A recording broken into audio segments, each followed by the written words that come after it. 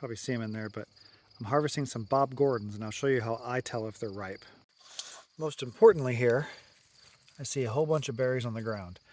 A lot more than I'd like to see, but sometimes they fall when they're still purple and they don't appear to be ripe. So right here you can see a berry cluster. We've got very unripe berries down here. We have pretty ripe berries there, and up top here, that kind of lighter red color, those are still unripe. This cluster down here, you can see the whole color overall is darker.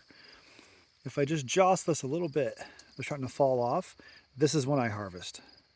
You can see here the one below it. They're getting pretty purple, pretty dark, especially right in there. It's pretty dark. But I still think some of these are underripe. However, they're starting to fall off, so I'm just going to harvest it. So what I do is I go ahead and put the mixing bowl under, and then I snip off that head right into the bowl. All right, so they're in there, and I'm going to destem this in just a minute. Let's go find some more. So look at this. They've all fallen off, and they are very dark. See that color? I bet these taste the best. Let's find out. This one right here is already beginning to ferment. This one still feels kind of firm, so I'll taste that one. It's pretty sweet, little fermentation already, so those are already too far gone.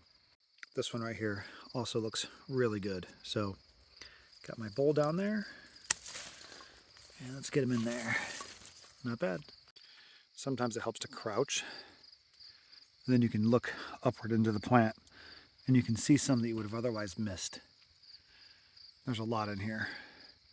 These are falling off, but I don't believe these are fully ripe. All right, this is what I got right now. Not bad, not bad. This is a Scotia right here with a huge, huge berry cluster.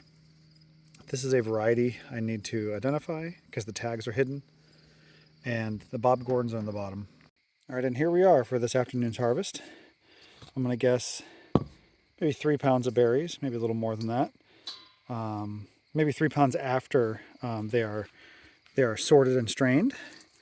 And yeah, for a batch this small, I'll just use my fingers and kind of rake off all the berries from the stems, discard the stems. Then I'll lightly boil this, and then I will run it through a food mill to get out most of the seeds and the remaining stems, and then decide what I'm going to do from there. The more I'm looking around, the more I'm seeing more elderberries that are going to be harvestable soon. So we're in peak season right now, so stay tuned for that.